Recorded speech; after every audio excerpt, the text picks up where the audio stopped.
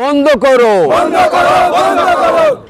আমাদের কাদা জল খেতে পারছি না, কাদা জল খেতে পারছি না, বেমার হচ্ছে মানুষ।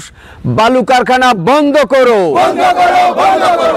স্কুলের ছাত্র ছাত্রীরা পা হাত ধুতে পারছে না, নদীতে কিচড় হয়ে গেছে, নদীতে কাদা হয়ে গেছে। বালু কারখানা বন্ধ করো।